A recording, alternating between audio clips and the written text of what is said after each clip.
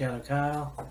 Welcome to another episode of Wheels of Fury, and welcome to another segment of Look Back At. Yes. Where we look back at pay-per-views that are in the same state or arena, whatever, as an upcoming event for the... One of the big fours. Yes. Yes, Last week we did a video about what we thought was the best and worst Summerslams. Now, with the worst, it was very nitpicky. yeah. But this week we decided to go all the way back to 1988 and the very first Summerslam. 30 years in the making. What I thought I would do for the first time is put more images, I guess. Like, I usually do that for the recent ones that we do, but this is different. And, well, anyways, I saw them on the internet, so... Yeah. Anyways, yeah. Yeah, this was pretty cool, and I think that... You look at WrestleMania was like the WWF's answer to Stargate. Yeah, essentially. And then SummerSlam, I think, wasn't it like the Great American Bash was first, or something like that, yeah. So, you know, there you go. That's what the WWF does. But this was cool because, you know, you had WrestleMania. Why not have a WrestleMania type show for the summer? Right. And so that was actually pretty cool. Yeah, I mean, it seemed to be as the years went on with wrestling, well, WWE specifically, there became more and more pay-per-views. Like, early on, it was like Superstars or Wrestling Challenge. yeah, Wrestling Challenge and that. And then they had the WrestleMania, and then Royal Rumble, and then SummerSlam, and then a few years later they had Survivor Series and Great American Bash, and just the spectrum of pay-per-views widened as the years went on. Yeah. So, I mean, that was pretty cool. And back then, you know, it was a gamble. Like, nobody knew that it was going to take off. You know, it was one of those things where you just had to wing it and see what happens. Pretty much, So, yeah. I mean, when they did the very first WrestleMania, that was a complete gamble. So, Closed circuit television, put all your eggs in one basket and hope the hell for the best. And here we are, almost 35 years later, it's a huge success. oh yeah. And, you know, it's like, funny to look back at that. I mean, you weren't even born yet. I wasn't even born yet, you would have been 4. Yeah. So, it was kind of cool just to see how interesting that things would turn out. And I know that my older brother, anyways, was a fan. So, I mean, Yes. looking at magazines and shit like that, it was pretty cool just to see what would become, I guess. So, And even when you look at the concept of like, okay, you want to have a really big pay-per-view, so you make up a card, you put it on closed circuit television, and you put all this invested money into it, you have it at Madison Square Garden, and you name it WrestleMania.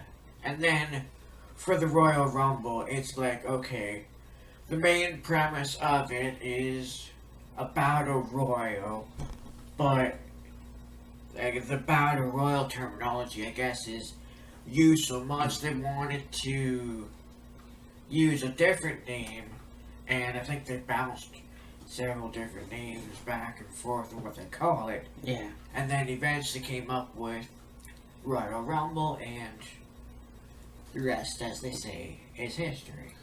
So before I continue, I just want to say that, like Backlash, we're gonna do another look back at next week. I guess I thought that there were 3 Summerslams at the Berkeley Center, but Berkeley Center is new, so Yeah. apparently, yeah, I just thought, hey, what the fuck? Let's do SummerSlam where it all began. This week, let's do SummerSlam where it all began. 30 years ago. And then next week we'll do last year's SummerSlam that took place in Brooklyn at the Barclays Center.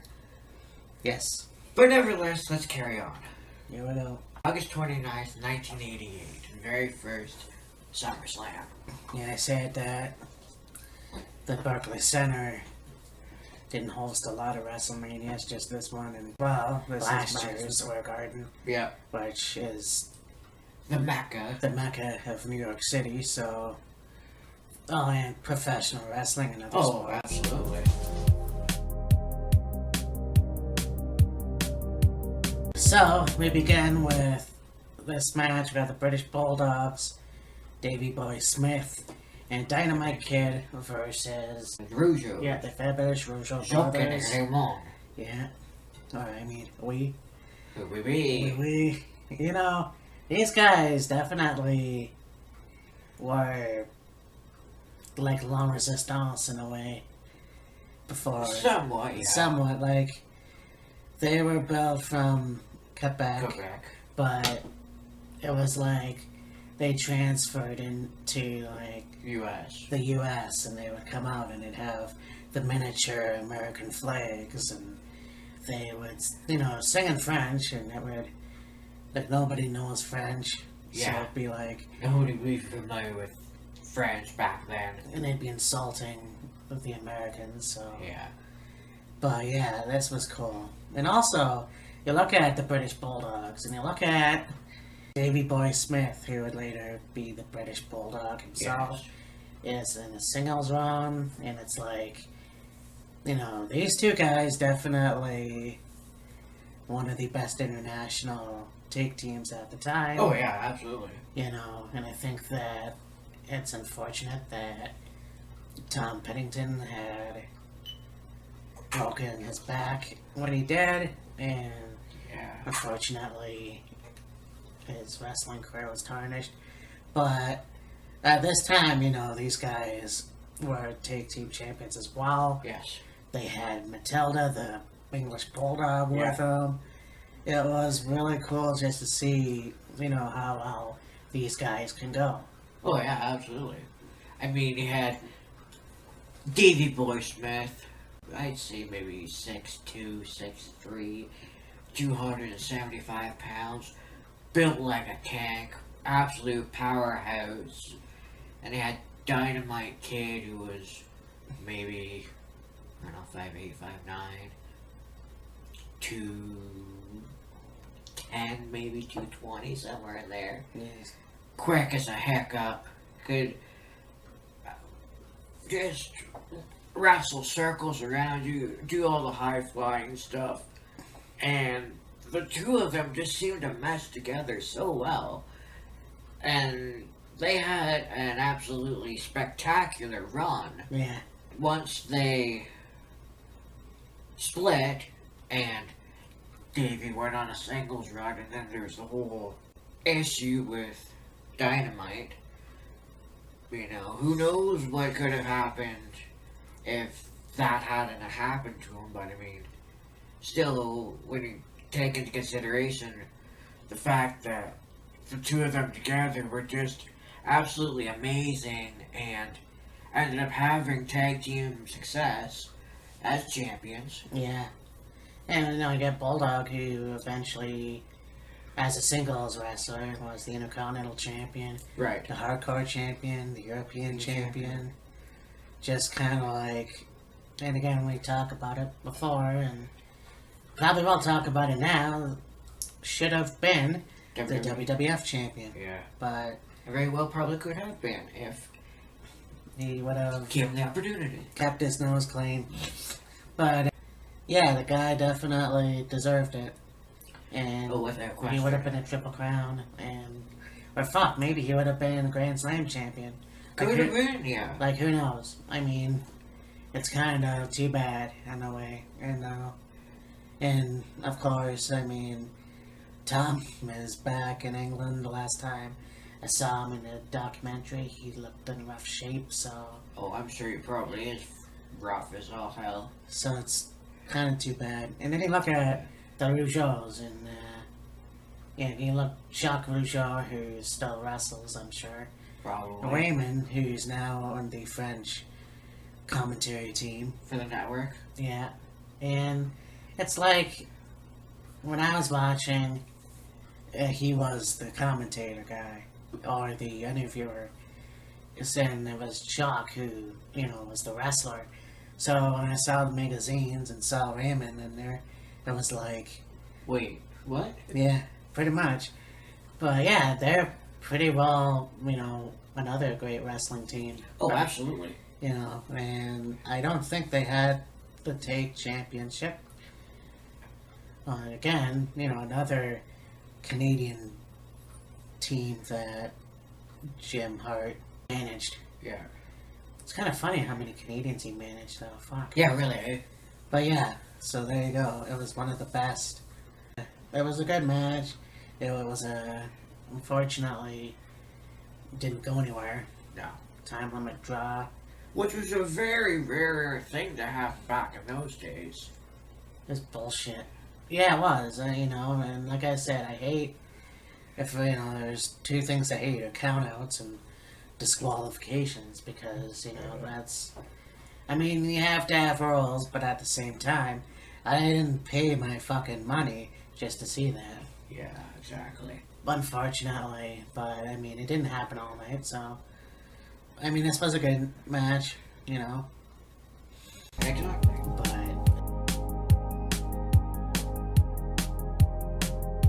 So now we go on to Bad News Brown versus Ken Patera. Yes. And, yeah.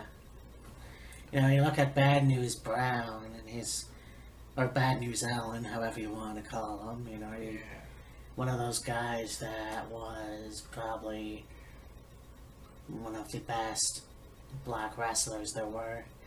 He probably should have had a title in the WWF.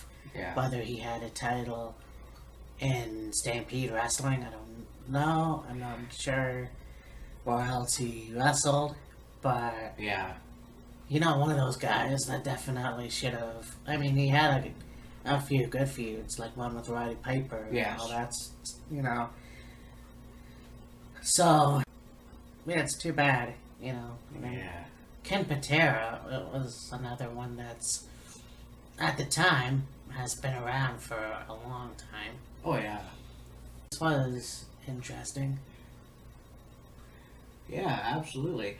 And when you take into consideration that both these guys were, well, I think maybe at this point, Patera was probably a face. Yeah.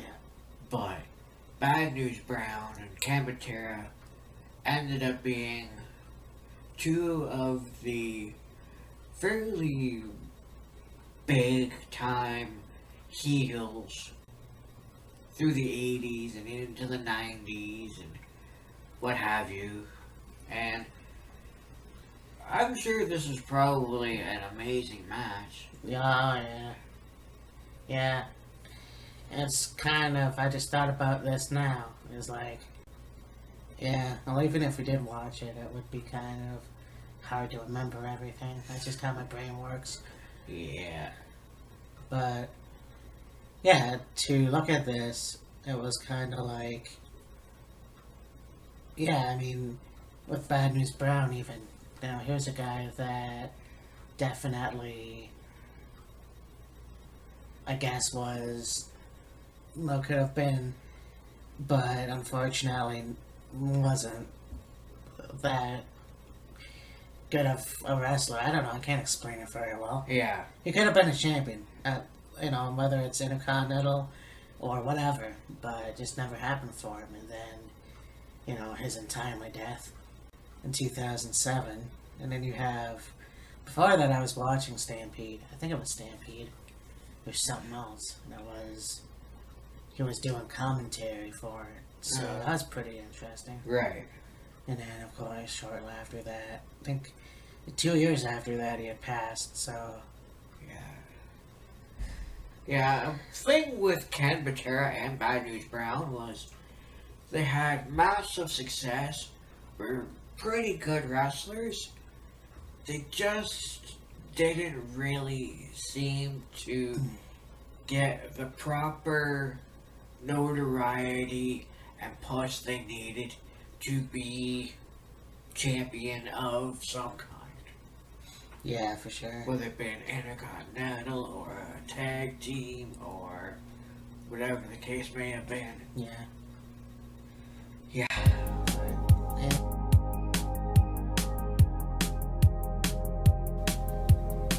So we got this match. We have the Junkyard Dog, who took on the Ravishing Record.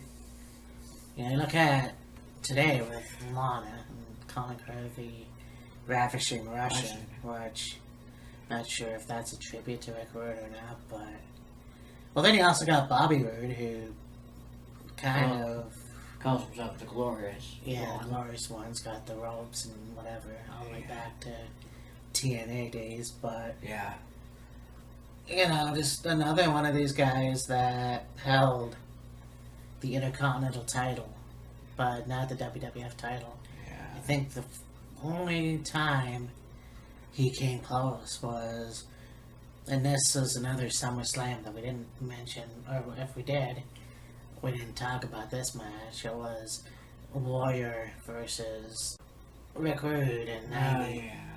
So, in the steel cage. Yes. So, I mean, that's probably the closest he's ever been. I mean, he's been, I think actually, the only other time was in WCW as the United States champion. Yes. So, that's just it. I mean, Rick Rude, another one of those guys that should have went further, but, he just, he came close anyways, and he was already, I think, 2-time Intercontinental champion. Oh, yeah, absolutely. And then, you have the Junkyard Dog, who unfortunately didn't have a title in WWF. No. Now, this guy definitely wrestled elsewhere. He wrestled in Stampede. He was also... Wrestled Stampede, wrestled Mid-South. WCW. Yes. He made an appearance in ECW, but that was about it before he passed, too. Yeah. But yeah, both these guys are gone, and that's kind of a shame. Both Hall of Famers, Yep. It's kind of like... And I think they died around the same time, too. I think so. And, yeah, it's just kind of a shame, to see these guys that could have had more. But, especially the Junkyard Dog. But... Oh, absolutely. Anyways, Rick Rude beat Junkyard Dog here. By disqualification. And, yeah. Which, again, you know how I feel about those. Yes. Shit. Yeah. But, yeah, like I said, another one that definitely, they both deserve to be in the Hall of Fame. Oh, yeah, absolutely. So, I mean, yeah, that's pretty much all I can say about that. Yeah.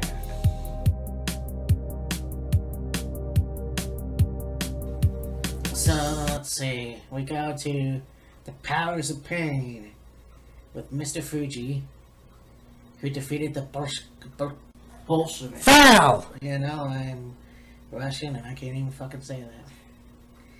Bolsheviks. There you go. There you go. You Yeah. got Nikolai Volkov and Boris Zukov. Yeah. And it's pretty cool just to see these two guys facing the Powers of Pain. The Yes. Barbarian and the Warlord. What an odd pairing those two were. Yeah, no kidding. Yeah, here's something interesting. You got the Powers of Pain, who had fairly good success, fairly good run as a tag team, I don't believe they ever ended up as tag team champions, but still a very good tag team. And then you got the Bolsheviks. Mhm. Nikolai Volkov, of course, had an amazing run. First with Iron Sheik, Yes. and they held tag titles. And, Nikolai Volkov also went on his own and had a fairly deep. Well, he was on his own for quite a while. Yeah. Then got into tag teams, and then got back into the singles competition. Yeah. And had an amazing career. Mhm. But Boris Zukov, it seems to be his biggest claim to fame was this. Bolsheviks. Other than that, sweet fuck all. Pretty much, yeah. Like, I don't know too much about Boris Zukov, unfortunately, except for that. Yeah. I don't even think he teamed with Nikita Koloff. Those guys were elsewhere, but Yeah. like, it's just interesting to see these two guys in that role, and then you have, this match, which was pretty cool. You have the Powers of Pain that won, but yeah, just far outstanding big guys, Of course, this year we lost Nikolai Volkov Yes. this past week. Yes. So, it's really, it's too bad. I mean, you're losing a Yeah. lot of these legends, and Oh yeah. it sucks, because, for me, I grew up watching Nikolai Volkov on WWF, and that was kind of just a shame when Yeah, it all absolutely. kind of fell apart, Yeah. and,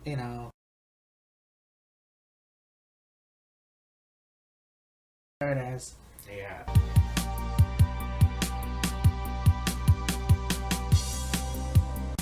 So this is a pretty famous match, obviously. Yes. You've got the Honky Tonk Man coming out with Jimmy Hart, and he's like, because he's the longest, supposedly, if you don't want to count Mr. Perfect, longest Intercontinental champion, and so Yeah.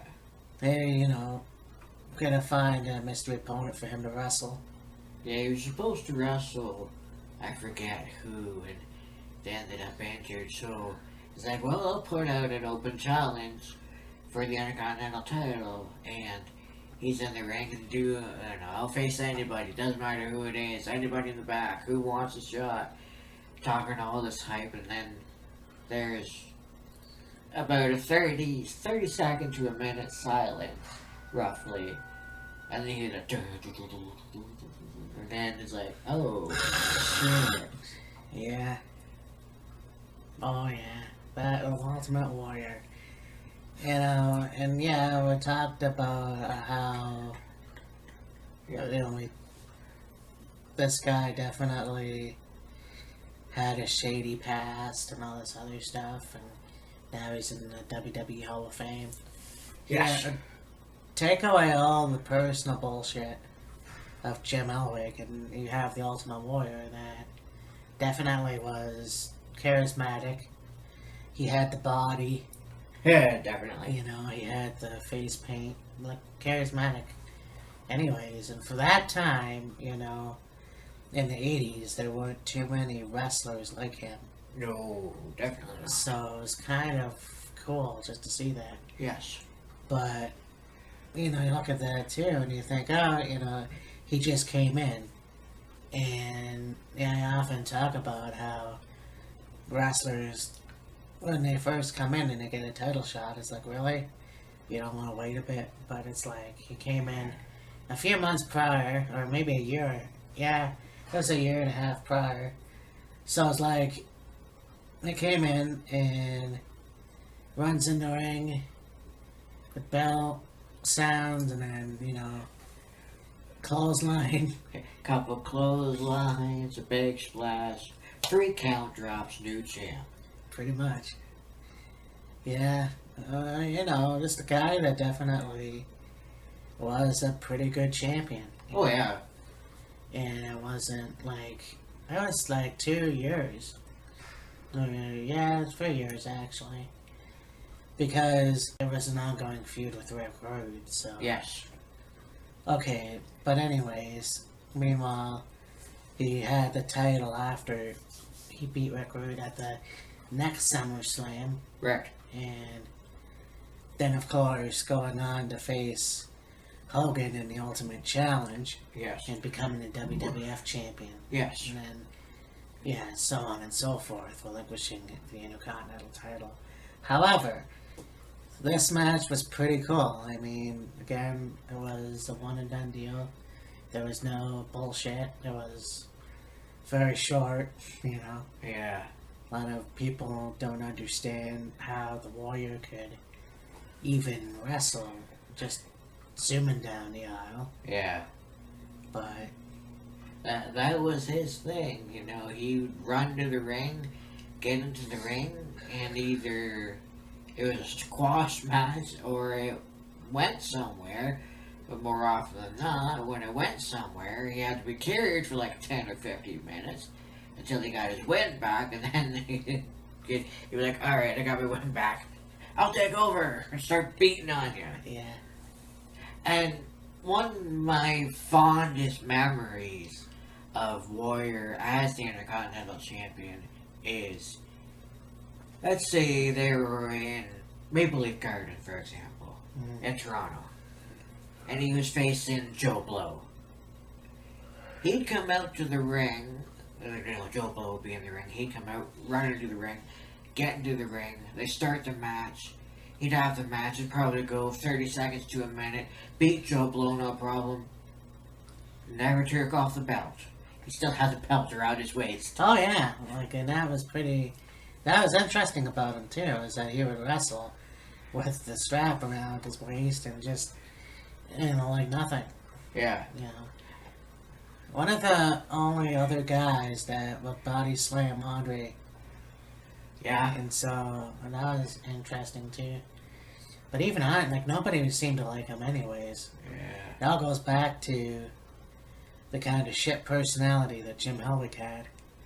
Yeah. But, yeah, there's stories where Andre was fed up with him. So, I mean, it's just one of those things where, it is what it is, and, yeah, Ultimate Warrior is still one of the greatest, I can't say one of the greatest, one of the best Intercontinental champions there are. Oh, absolutely, without question. So, Definitely one of the most charismatic. right.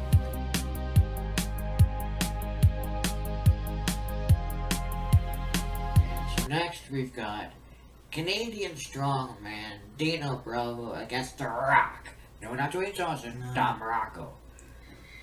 Yeah, it's kind of confusing when you look at something and you think, what the fuck? It's Don Morocco. I don't know why they called him The Rock.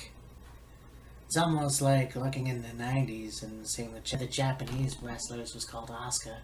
Although I'm sure at the time it was Azuka. Probably. But anyways, it doesn't matter. Though you look at Don Morocco, who's again wrestled a lot of greats. Bruno Sammartino, Jimmy Snuka, There's a lot of really cool wrestlers and Yeah. good matches that he had. And you have Dino Bravo, and well, there's not too much that's said about him, but whatever. Yeah. He's just there. Pretty much. Yeah, he never went anywhere. Yeah. And then he got killed by the Canadian Mafia. So, Yeah, how fucked up is that? it's kind of like, this was cool. I mean, Don Morocco is, I think it was former Intercontinental champion. Yes. And so it was like, pretty cool. I don't know if he was WWF champion at one point. I don't think so. But, yeah, just another guy that definitely deserves a lot, Oh, yeah. and one day he'll get a statue. Oh, I think so. But, yeah, just another guy you don't hear too much of anymore, but, again, and you want to know how versatile he was, or maybe that's not the right word, but looking at the vignettes from the 80s with him and Mr. Fuji, so it's kind of fucking insane. just to see that. But Yeah. this match was pretty cool. Went to Dino Bravo anyways. Yes. Don Morocco was the guy that you could say followed in the footsteps of superstar Billy Graham, wearing the tie-dye shirts, being out like, of course, Superstar had an amazing physique, and you know, Don Morocco was a fairly big guy himself, but Morocco was more,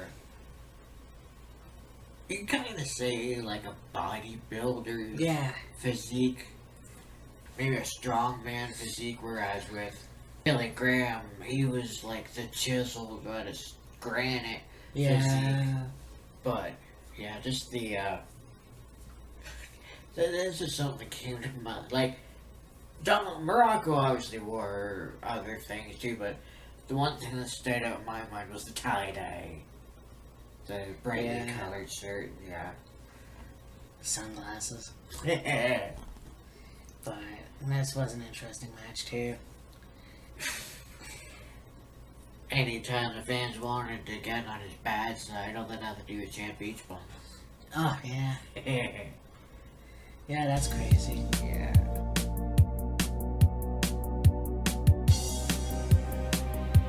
So we go on now to the Tag Team Championship. We got Demolition versus the Hart Foundation. And yeah, I guess you're still heel at this point. It's kind of funny how you look at Jimmy Hart never really managed to face tag team or a face wrestler, except for maybe later on when he managed Hogan and Beefcake. Yeah. Or Hogan, whatever. But yeah, so I mean, that Hart Foundation became heels in the WWF in the beginning, you know, and of course, Bret Hart being one of the legendary Hart brothers. Yes. His father being Stu Hart, the guys that wrestled in the dungeon, wrestled on Stampede Wrestling. Yes. Stu Hart's promotion. You've got Bret Nolan coming over to WWF. Yes. Bret Hart was more so the guy that was the star of the two, but more or less. You know, they got the Hart Foundation, and then just like the British Bulldogs, you've got Bret, who's the shooter, and more so like, I don't know if the High Flyer would be. Bret was basically your wrestler's wrestler. Pretty much, yeah. Yeah. Obviously he was technical. But then you look at Jim Neidhart, who was the brick shithouse. Oh, yeah. And did a lot of the stronger moves, I guess. Yeah. But, you know, and you go on, you look at the Demolition, Axe and Smash, and then, if you want, Crash. And these guys definitely had the whole Legion of Doom look-alike. Although, it's, you know, they were more sinister. Yes. You know, coming down with the whole biker gimmick and the spikes on their helmet and whatever, studs. And, you know, just very cool. And these guys had a good run with the WWE Tag Team titles. But, you know, here, these guys were the faces. You had Demolition, along with Mr. Fuji, Yes. beat the Hart Foundation and to retain the titles. It's kind of cool to see Mr. Fuji and how many people that he's wrestled Oh, God, yeah. and managed. I don't think I've seen. I may have seen one with Mr. Fuji, and I think the guy's name was Tanaka. Professor Toru Tanaka and Mr. Fuji were a tag team in the, I believe, 70s. Yes. And were a very good tag team. Oh yeah, they faced the Wild Samoans and Yeah. it's everybody. It's pretty cool. I never saw some of their matches. I saw clips, Yeah. but I only know Mr. Fuji for Managing. pretty much, yeah. But yeah, Demolition are still one of the best dominant tag teams of the late 80s, early Oh, 90s. yeah. Of course, you get them having more matches, but Hart Foundation would eventually lose Jimmy Hart and become a face tag team. Yes. And then, of course, the history with Bret Hart and all that, so. Yeah. And, yeah, so this was cool. I mean, even Anvil did a lot of cool things, too. Oh, yeah, He's never absolutely. got a title in WWF, but went to WCW, spent time in TNA. I don't know if he was in ECW, I'm not quite sure, but. I think Anvil was in ECW, but in the early days of ECW. Oh, wow. Well, as was Don Morocco and Jimmy Snuka were in ECW. Well, this was when it was Eastern Championship. Eastern Championship Wrestling in 93, 94, yeah. Okay, guess what we're watching. But so yeah, this was a good match, and I think that definitely, worth watching again and again. Oh, yeah, absolutely. I mean, you got two very, very good tag teams. Yes, But very good tag yeah. teams. And what I said earlier about British Bulldogs with Davey Boy being the powerhouse and Dynamite Kid being the technical wrestler and the high flyer and all that stuff, you could very easily apply it to Anvil and the Hitman. Because, Anvil was the powerhouse and Yeah. Hitman was the technical wrestler. He didn't do as much high-flying stuff as what Dynamite Kid would do, but still. Well, yeah, but also Dynamite wrestled in Stampede, Sure. so Yes. just really cool to see that kind of wrestling come over to WWF, technical and Yes. all that other cool shit that you would see now and wouldn't think twice, but back then it was awesome. Oh, yeah, absolutely. But now we go on to Coco Beware and the Big Boss Man. Yep. Yeah, Big Boss Man, the guy who was in the Twin Towers Yeah. with Hakeem, Yes. who passed him on as like an African guy, Yeah. but looks like he's mentally challenged. But anyways, Yeah, that dance he did was very, very awkward. yeah, Very weird. his moves. I don't know what you people are thinking over there. 'Cause, I mean, you think that they mock wrestlers for being, ethnic now. It's like, Jesus. I mean, he's not even like African American. Fuck, he wasn't even black. No, they have South Africa. There's a lot of white people there, but I know. and it's just like, you take the one man gang and you put them in like a traditional African thing. Yeah, and that's, they might have been trying to make Akeem look cool with all these hand movements and dancing and that, but it just looks so fucking awkward. Oh, yeah. I mean, you got a, 300, 400 pound man trying to juke and jive and all this stuff. Like, you can't do it. It just No. doesn't work. And it sure as hell don't look right. No, not really. I mean, John Cena did it better than Hakeem. Oh, yeah, that's true. So, but this was cool. I mean, again, the Big Boss Man, definitely another one that didn't win. Nothing. Didn't win nothing except for the hardcore Well, hardcore and techno. tag team championship. But Yeah. other than that, I wish you would have gotten a hold of the Intercontinental title. Right. At least, if not the WWF title. Yeah. I think it's too bad, but, still one hell of a wrestler. Oh, yeah, absolutely. Look at his time in WCW, which I Yeah. unfortunately didn't, but. And then coming back to WWF as the prison guard guy, You know. It's funny how the Shield kind of paid tribute to that in a way, kind of. Yeah. Because of the Fast and whatever, but... Yeah. Yeah, so this match was good. Bossman obviously won. And Yes. Coco Beware wouldn't be a match for him. No. God, no. I don't know. I don't really think Coco Beware was that great of a wrestler anyways. Yeah. I mean, you look at it, his time with Owen Hart, and yeah, I don't know.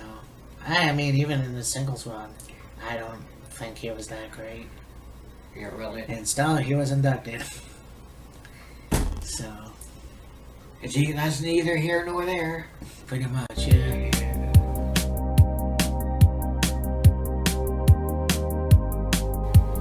And so, we go now to Jake Roberts versus Hercules.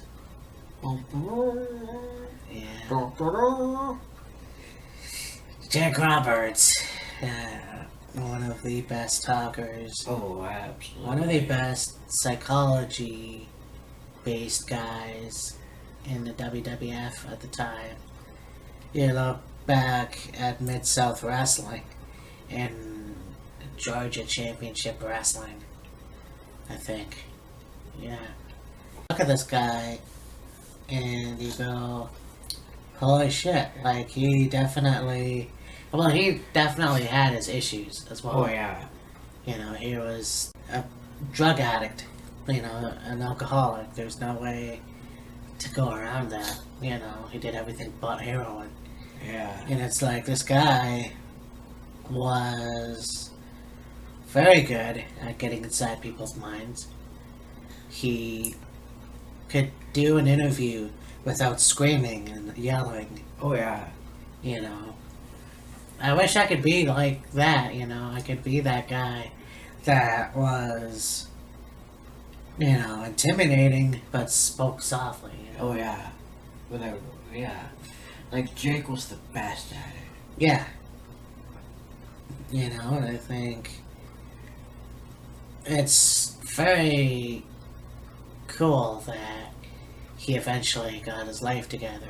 Yes. I mean, it's obviously still a struggle, Yeah. you know, but he got his life together, and, you know, who knows, he makes appearances now and then. Yeah. My older brother met him at a show in Toronto, and pretty much, yeah, guy definitely is still, I mean, an influence, you know, Dean Ambrose and these other wrestlers that pay homage to him or whatever. Oh, yeah, absolutely. For me, I think there's at least 3 wrestlers that I can think of that when they spoke, you would stop and listen, and they didn't have to yell, didn't have to scream, didn't raise their voice. Just kept it very monotone, very neutral, and they could just captivate you and get their point across so easily. One's obviously Jake, another would be Harley Race, and the last one I'd say would probably be Kerry Von Erich. Yeah. Also Nick Bockwinkel. Oh yeah, Nick Bockwinkel too, yeah. Yeah. I think that those 4 guys definitely, you can't find anybody else that can be that cool in an interview and just without flipping out, Yeah. say your piece and then, you know, say it in a threatening way, I guess. Like, get your point across as to what to expect in the match and, you know, throw in a few other things, but keep it very neutral. Yeah, pretty much. It was just there yesterday. I was wanting something to do, so I went on demand and I went on the WWE Network and I watched a couple of the Something Else to Wrestle with Bruce Pritchard. If you haven't seen it, check it out. And Bruce said probably Jake's best promo he ever cut was WrestleMania 6. Yeah. And like, You think about it though, Jake was very simple. Jake could get his point across so easily and speak his mind and just leave it at that. Yeah. You know, and the first guys to use the DDT. Yeah. The inventor of the DDT. I thought there would have been. I heard a rumor that there was another wrestler that used it before him, but it's Jake's. So Yeah, it's Jake's. fuck off. I mean, Cody Diener might have an argument for that, but I digress. Well, I mean, you know, it's, it's funny. Yeah, I'll talk about that another time. Yeah. However, yeah, you know, that move became one of the most famous moves. You know, you got snap DDT, you got A hammerlock DDT. a hammer, You got yeah, the double arm DDT. Yeah. You know, it's all because of Jake the Snake. The hanging DDT off the ropes or off the apron. You know, it's kind of funny because another guy that used an animal as a prop. Oh, yeah. In that way, like Damien coming to the ring with the bag, and you have Damien. And just how many people besides me are afraid of snakes? I don't know if you are, but Not really. you know, how many people are afraid of snakes? And you got this python that's like over, I don't know how many feet. Oh, it was probably 15 to 20 feet rough, easily. But just kind of cool. It's fucking amazing just to see that. But Yeah. I mean, he won titles elsewhere. Oh, But yeah. coming to WWF never really seemed to give him a title. And it seemed to be like I'd say probably the mid 80s until probably early on in the 90s or so. Animals were such a huge part of wrestling. Mentioned Matilda earlier. You got Damien. You got Freddie. Frankie and Frankie. Coco. You had, you want to go, Ricky Steamboat, Yeah, Komodo the Dragon, Komodo Dragon. Later on, you had Bulldog with Winston. Winston, yeah. You had. Oh, I mean, that wasn't really too much after that. Yeah. I mean, I think the last one was that poodle Fifi for La Resistance. Gee. But, you know, they need to bring back animals instead of fucking pinatas! Yeah. So. Well, and saxophones. Trombone. Trombones. Anyways, yeah. We lost track. Jake the Snake won Yes. at DDT. So, I mean, yeah, there's that. No, we didn't really talk about Hercules. No, not really. I mean, he was good. I mean, he was a fairly decent wrestler, had a fairly good run in the wrestling business, but I mean, it seemed to be that he was good in the ring, a fairly decent talker on the mic. Other than that, there wasn't really anything special about him that said, hey, let's put a strap on this dude. Yeah, chains and shit like that. Yeah, he was pretty much just a body. Like, he was. Again, he was a strong man. That's pretty much his gimmick. Yeah. That's why they called him Hercules. But, yeah, that's just the way it is.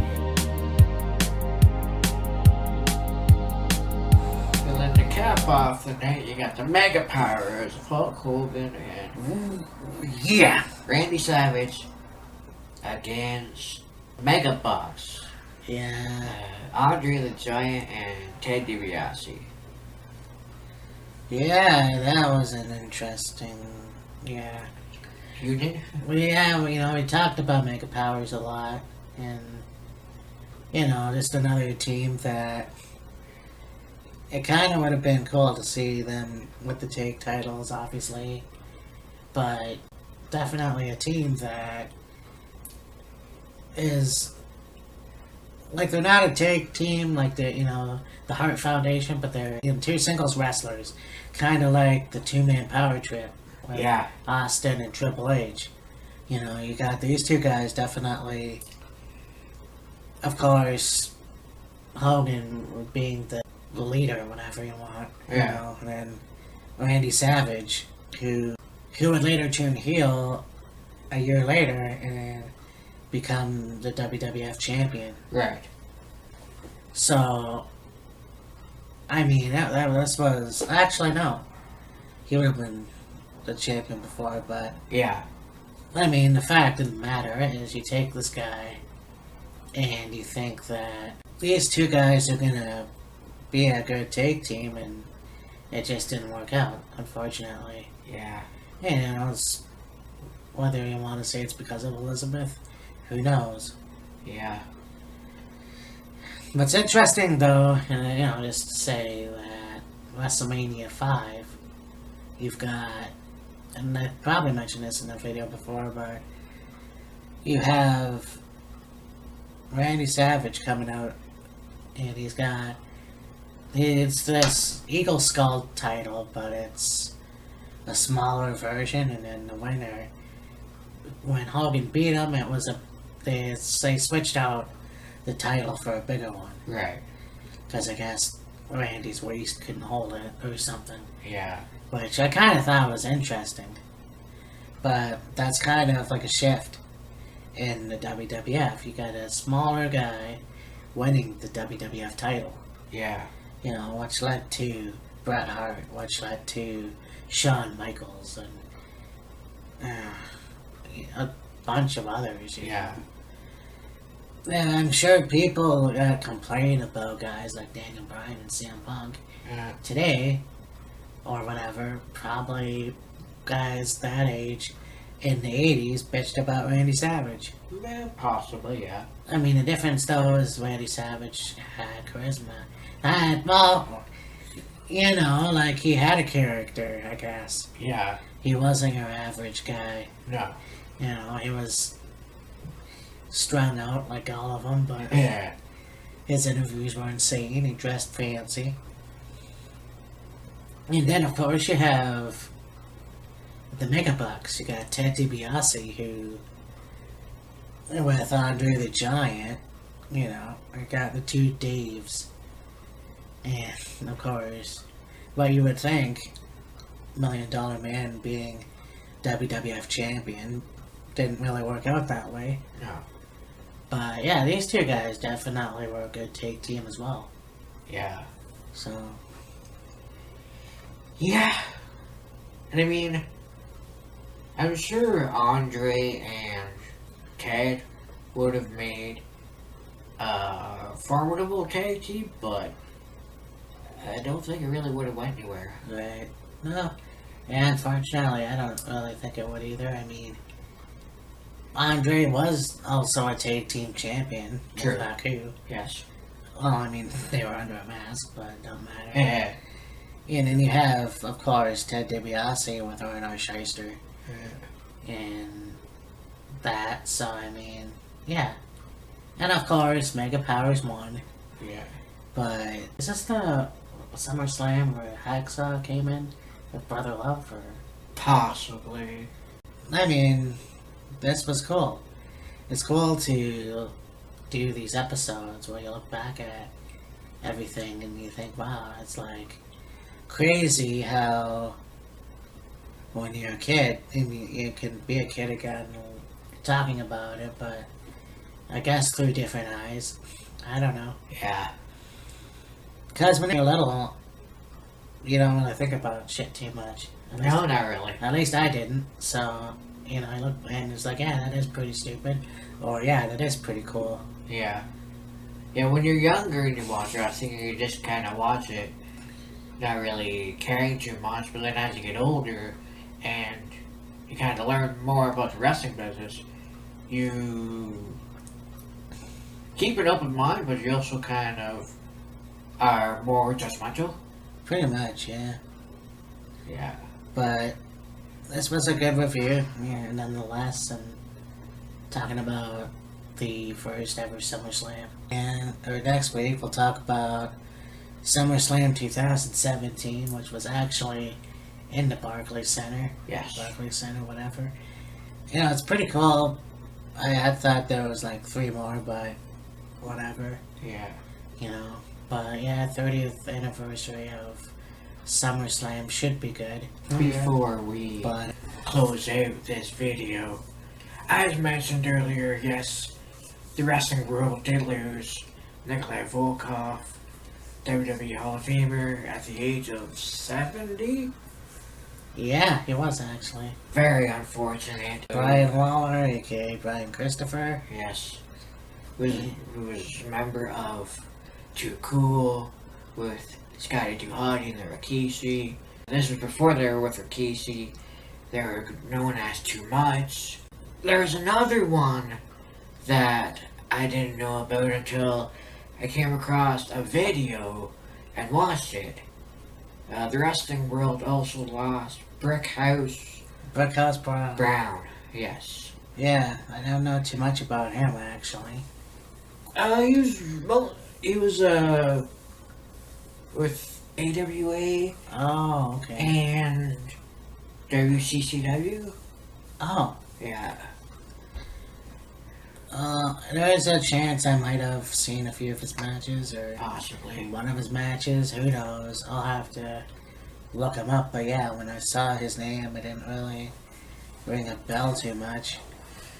Yeah. But you know, I think the saddest one of all would have been Brian Lawler. Oh yeah, absolutely. You know, guy that definitely didn't have as much of a chance. I don't know. He was just. There's too, again, it's one of those cases. It's too much for someone to handle. And I mean, it was one of those things where, yes, he had his demons, and it seemed like over the last few years, he'd gotten his shit together. He proposed to his fiancée. I'm sure they got married at some point. yeah, And he was just going through life, hunky-dory as can be, and nothing seemed wrong, and then all of a sudden, boom, shit Yeah. hits the fan, and this happens. shit. It's too bad, really. I mean, that's kind of the way life is. But it sucks, man.